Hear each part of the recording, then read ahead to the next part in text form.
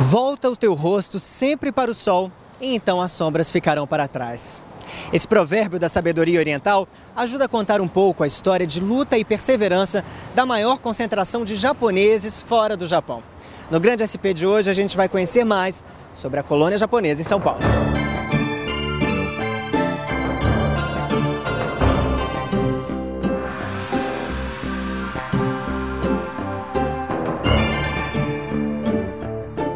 Uma história que começa no Kassato Maru, o navio que trouxe os primeiros imigrantes japoneses para o Brasil em 1908.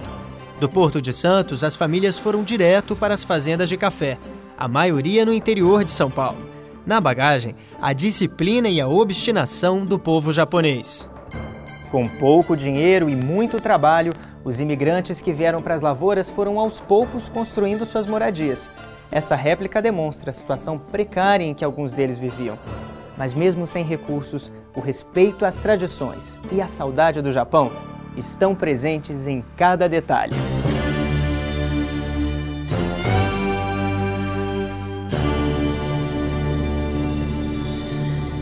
Roupas, utensílios de cozinha, um tatame, vestígios de uma vida que começou em outro país. Os hábitos e costumes do Japão acompanhavam esses trabalhadores. A maioria acalentava o sonho de voltar logo, e por isso alguns nem aprenderam o português. Parte dessa memória, deixada pelos primeiros imigrantes, ocupa 3 andares do Museu da Imigração em São Paulo. Mieko Yano, monitora do museu, ressalta as inúmeras dificuldades que os imigrantes passaram logo na chegada ao Brasil. Na alimentação também foi estranha. Tem livros que contam que realmente as pessoas faleciam assim, desnutridas nessa época também, de não adaptação à alimentação. Não tinha chás, não tinha verduras, as frutas principalmente também não tinha. Com o tempo, muitos imigrantes foram trabalhar em outras plantações, principalmente arroz, verduras, batatas, algodão e pimenta do reino. Outros se mudaram para a capital e investiram no comércio. Por volta de 1930, esse grande colonizações, nas colônias tinham as escolas japonesas e devido a essa época da Segunda Guerra Mundial, foi fechadas essas escolas. A proibição da língua estrangeira, os impressos japoneses, os jornais que já estavam circulando, foi tudo proibido, fechadas mesmo.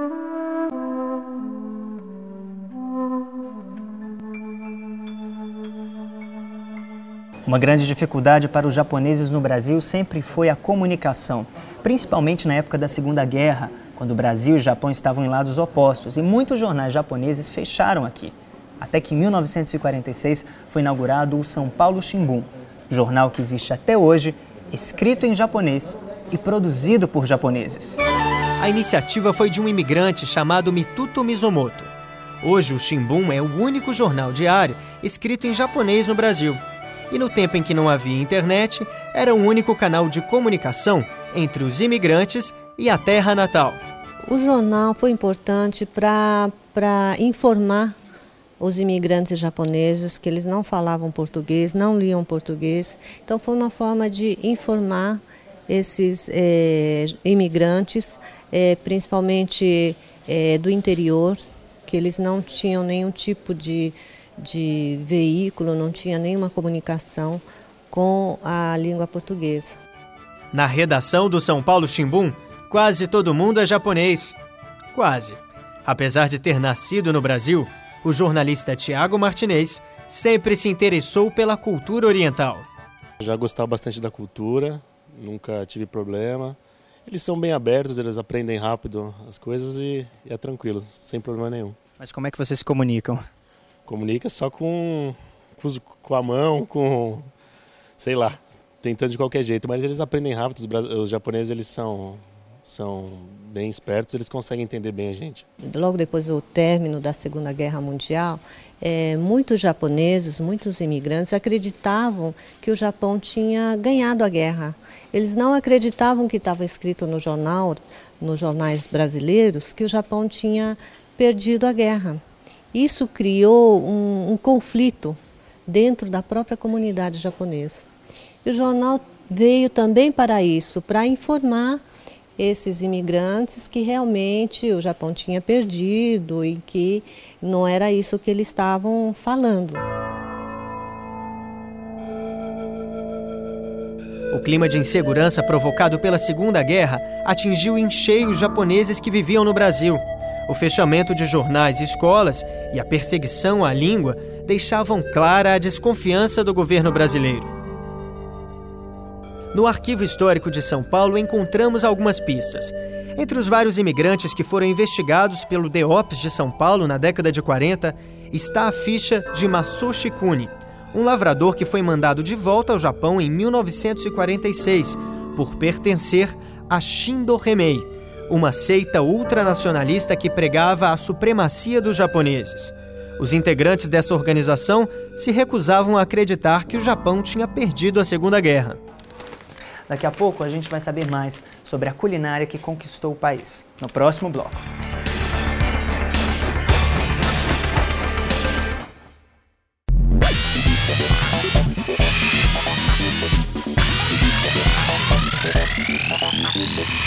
Você quer conhecer e se informar sobre a programação da TV Uniban? É só entrar em nosso site www.uniban.br e para enviar seus comentários, críticas e sugestões sobre nossos programas, mande sua mensagem para tvuniban@uniban.br.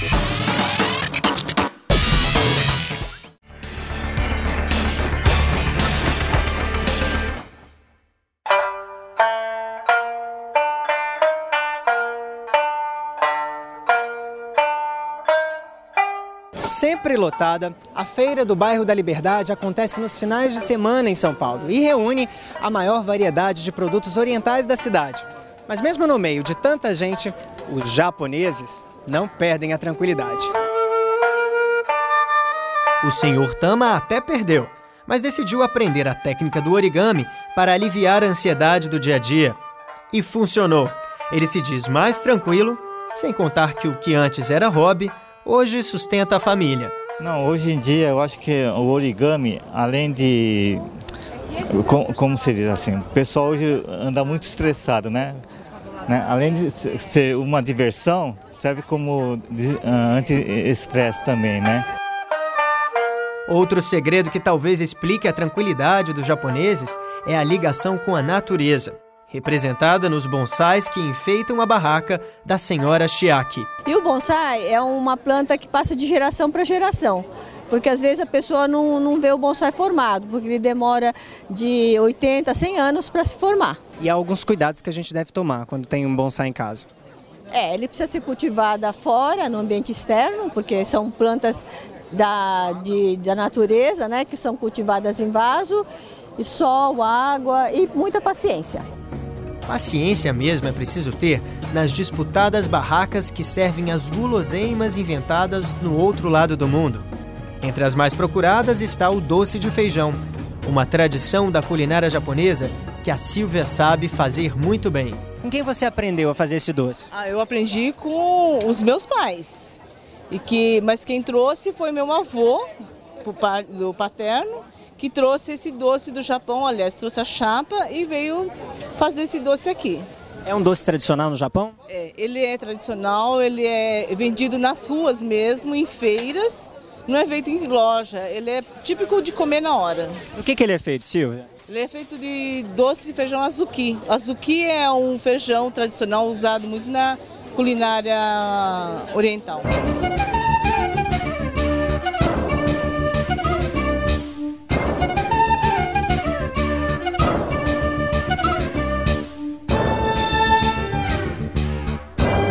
Esse supermercado da Liberdade já virou ponto de encontro aqui no bairro e chama a atenção pela variedade dos produtos. Vamos ver?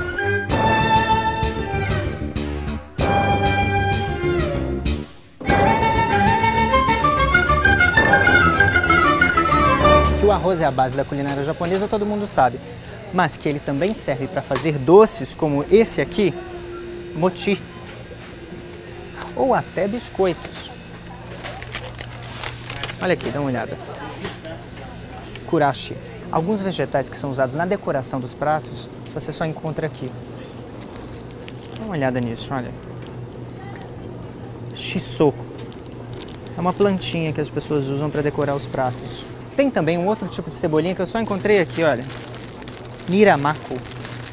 Tem umas coisas que só adivinhando. que é isso aqui? Moricon. Preparado à base de batata. O que será isso? Olha, que engraçada a consistência. É tipo uma gelatina. Não está fácil encontrar variedade nas prateleiras. O terremoto que abalou o Japão em março desse ano e o acidente nuclear em Fukushima dificultaram a entrada de produtos japoneses no Brasil. O terremoto no Japão modificou as relações aqui, as compras do supermercado?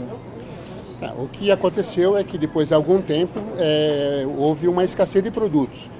Muitas pessoas com medo de ter falta, por os produtos estarem faltando também no Japão, começaram a fazer estoques de produtos. Então muita gente chegou com o carrinho cheio de mercadoria para se salvaguardar de falta, o que realmente agora já está acontecendo. Já passado quase 2 meses, está havendo bastante dificuldade de trazer produtos daquelas regiões do Japão e até de qualquer região do Japão. A fiscalização nos portos está bastante apertada e não há, que a gente tenha conhecimento, divulgação ou liberação desses produtos. Nós vivemos diretamente influenciados pela natureza. No Japão existe terremoto, existe tsunami, existe furacão e existe vulcão. Né? É uma ilha vulcânica onde o povo aprendeu a lidar com todas essas tragédias naturais que assolam o planeta. Né? De todas as tragédias naturais, 4 existem no Japão, só não tem tornado. Quando você tem um problema que vai além das forças do ser humano, a única forma de sobreviver é cooperando. Daí, e essa cooperação entre as pessoas moldou a personalidade do povo japonês. Carlos conhece bem a cultura japonesa. Aprendeu com o pai, o sushi man mais antigo de São Paulo, os segredos da culinária e do prato que é uma febre entre os brasileiros, o sushi. E o sushi, como nós conhecemos, ele é muito recente, ele tem aproximadamente 100 anos. Tá? O sushi original japonês, ele começou na era Heian, que é em torno de 1100. Depois de Cristo, né? No início foi quando o japonês aprendeu a conservar o peixe com uma técnica que os chineses aprenderam com os vietnamitas e os tailandeses, tá? Então, a primeira técnica de conservação do peixe veio do Sudeste Asiático. Eles aproveitavam o arroz cozido que não havia sido consumido, pegavam seu peixe filé. No começo ele ficava somente coberto com arroz, com sal. O sal ajudava a conservar no período inicial. As bactérias começavam a se alimentar e se procriar sob a camada do filé do peixe, alimentando-se do amido, produzindo vinagre, né? Vinagre de arroz. E com o aumento do pH do arroz, as bactérias iam morrendo e conservava o seu peixe marinando com vinagre de arroz. O sushi como a gente conhece, como que ele apareceu? E na era Meiji, então no final do século XIX, quase na virada para o século XX, né? Um sushi man chamado Kohei, em Tóquio, ele desenvolveu uma técnica de fazer o sushi, chamou isso de sushi de consumo rápido, Hayasushi. Esse sushi man, ele carregava uma espécie de yatai, que seria uma espécie de barraquinha portátil com rodas, onde ele armava tudo e começava a servir sushi na frente de teatros e cinemas. Então as pessoas consumiam sushi rapidamente e iam assistir o filme ou a peça teatral, ou na saída também. A partir de meados de 1980, muitos publicitários indo para os Estados Unidos. Nos Estados Unidos começou na década de 70 o consumo de sushi, a moda, 70 e 80. No Brasil chegou no meados de 80 a 90, com a interação de brasileiros viajando para os Estados Unidos. Então, os primeiros brasileiros que começaram a consumir peixe cru, ou era amigo de japoneses, conhecidos, que frequentavam restaurantes japoneses, ou então eram os publicitários que viram que era uma moda crescente nos Estados Unidos e trouxeram essa moda para o Brasil, né? E mais do que isso, o mais importante é que no final dos anos 80 começou a geração saúde. As pessoas começaram a se preocupar mais com a saúde e vários artistas começaram a declarar que gostam de comer comida japonesa por ser um alimento mais saudável. Foi com seu pai que você aprendeu, Carlos? É verdade. Eu comecei a aprender com meu pai aos 14 anos de idade. Através da brincadeira, eu comecei a entender a seriedade, a complexidade e o prazer de servir as pessoas. Dava-se alguns anos para se desenvolver a habilidade e a pele da mão acostumar com o pH do arroz. No caso do corte do sushi, deve-se pegar sempre na diagonal do peixe. o sushi caiu no gosto do brasileiro e de todos os outros descendentes que vivem aqui. Que o diga Giuseppe, um filho de italiano que costuma comer sushi pelo menos 4 vezes na semana. Como é que você acha que São Paulo se relaciona com essas diferentes culturas, com as diferentes colônias que existem aqui? Bom, São Paulo é uma cidade pluralista, né? Uma cidade assim de todos os continentes, de todas as nações, de todas as nacionalidades, né?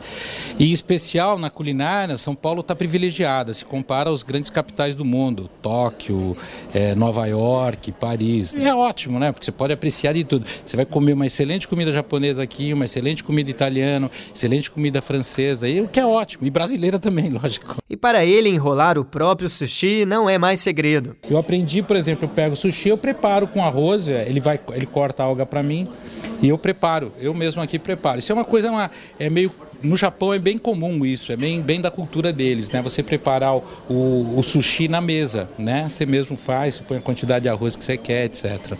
E é bem legal. A culinária não é a única influência do Japão no Brasil. Os desenhos animados produzidos lá do outro lado do mundo também fazem muito sucesso por aqui. No próximo bloco.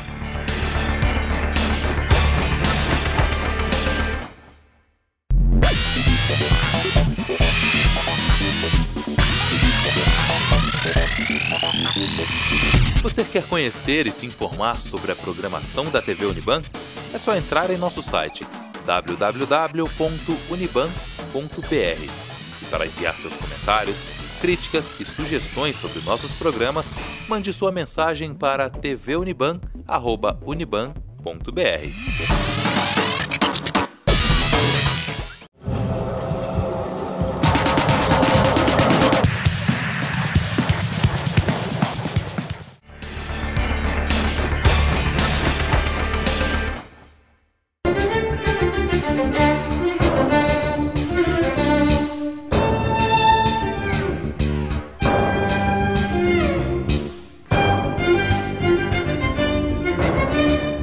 O antigo e o novo, uma parceria que os japoneses sabem fazer bem.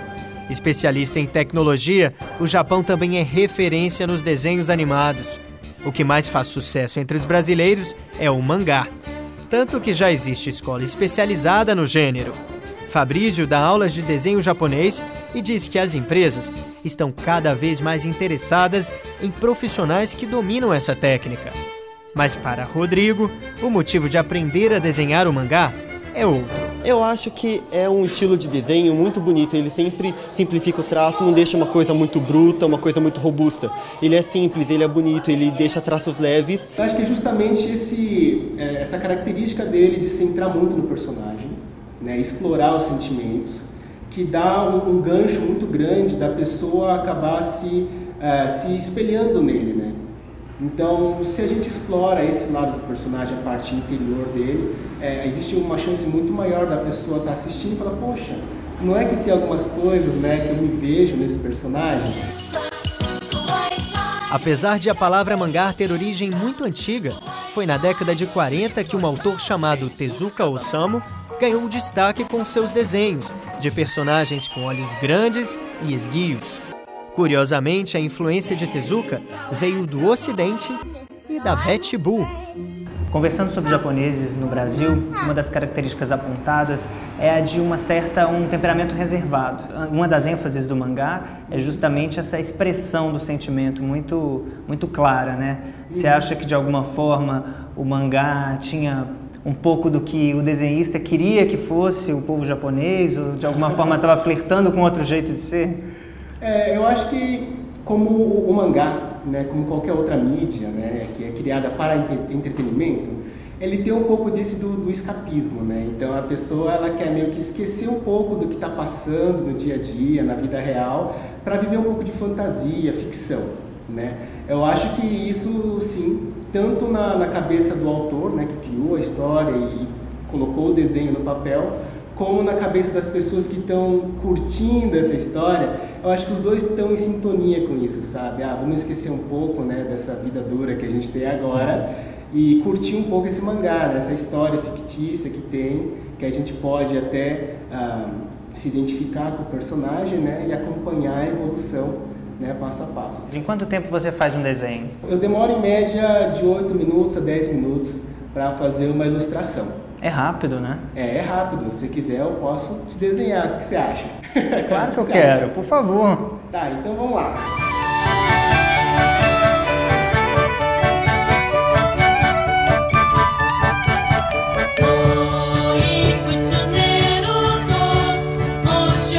E não é que ficou parecido?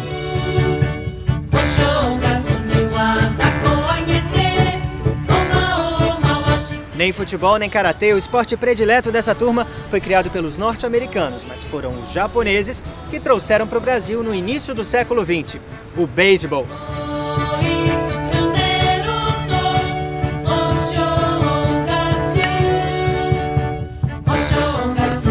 Na sua opinião, por que o japonês gosta tanto de beisebol? O beisebol é um esporte que envolve, né? Ele exige, aliás, muita dedicação, muita concentração, muita disciplina. E eu acho que são elementos que estão, vamos dizer assim, no dia a dia da cultura japonesa. Não? Os japoneses gostam de beisebol. Rodrigo, que é da terceira geração, joga desde criança. Cresci jogando, é um esporte que eu gosto, enfim. Hoje eu tenho paixão pelo esporte, né? Você é neto de japoneses, você acha que a família influenciou? A família, toda a cultura, a região onde eu cresci, por forte colonização, então tudo isso acho que influenciou eu ter começado a jogar beisebol. O beisebol é um esporte que exige treino e muita disciplina, mas eu vou pelo menos tentar jogar alguma coisa para ver como é que é essa experiência. Você que é o técnico, tem alguma palavra para me ajudar agora? Com certeza é perseverança, tá?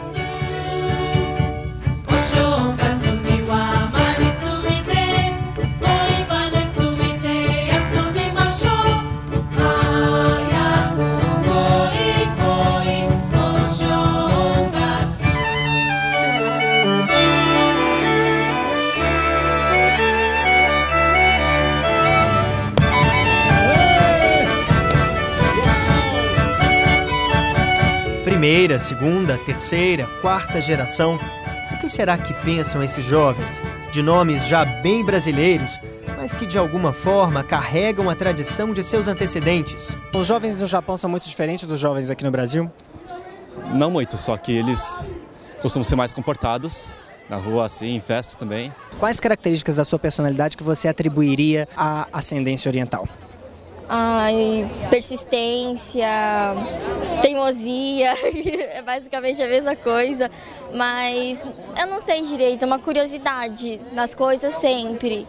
Tipo, qualquer coisinha que acontece, você que vai lá e corre atrás para saber, nossa, por que isso acontece, o que é que aconteceu ali, é sempre. Tem alguma coisa da sua personalidade que você atribuiria à cultura japonesa, algo que você aprendeu na sua casa? Bom, antigamente eu tinha um modo de falar mais rápido, porque antigamente eu era meio tímido, muito. Ainda sou, só que menos. E como será o contrário? A experiência de um brasileiro vivendo no Japão. Agora a gente vai conversar pelo webcam com a Lilian, que está lá no Japão. Lilian, por que você foi para o Japão? É a segunda vez que eu vim para o Japão. A primeira foi em 89. Ainda estava no começo da vinda, né, dos DKCX para o Japão. Depois de 20 anos tem muita coisa adaptada para os brasileiros aqui já. O que é que foi difícil no início? O que é que te chama a atenção na sociedade japonesa, que é muito diferente da nossa aqui? Às vezes o jeito meio fechado do japonês, né? Apesar de ter convivido na colônia japonesa, você tem a cultura, o jeito mais introspectivo do japonês. Então, às vezes você até passa por frios, né? Tem que se adaptar, né, à cultura japonesa. Você está vivendo aqui. Então, não é você querer viver nesse país, como muitos fazem, morando no Japão, e querer impor o jeito do brasileiro para o japonês. Não é assim. Para finalizar, Lilian, como que é ser um imigrante brasileiro no Japão? É complicado. É complicado porque, assim, eu como descendente de Nisei, você está no Brasil, as pessoas te chamam de japonês. E como com cara de oriental, também não se fala que é brasileiro. Se você fala que é brasileiro, o pessoal fala, nossa, mas você é brasileiro? Né, com essa cara de japonês.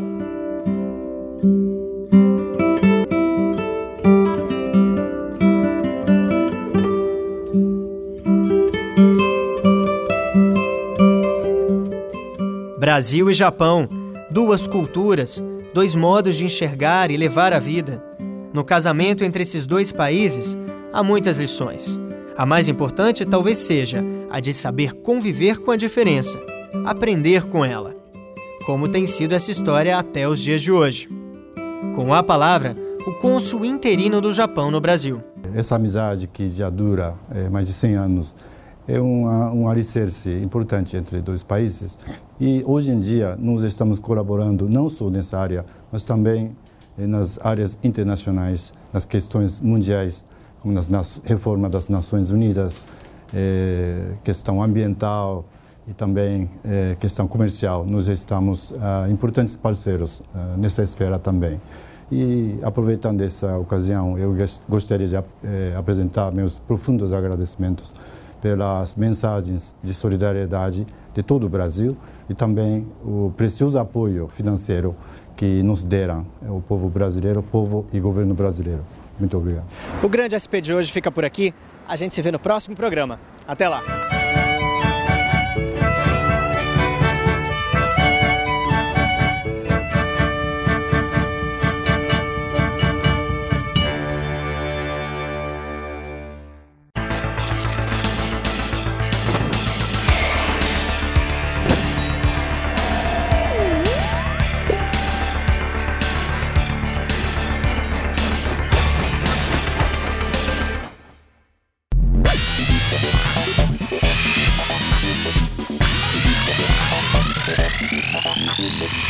Você quer conhecer e se informar sobre a programação da TV Uniban? É só entrar em nosso site www.uniban.br. E para enviar seus comentários, críticas e sugestões sobre nossos programas, mande sua mensagem para tvuniban@uniban.br.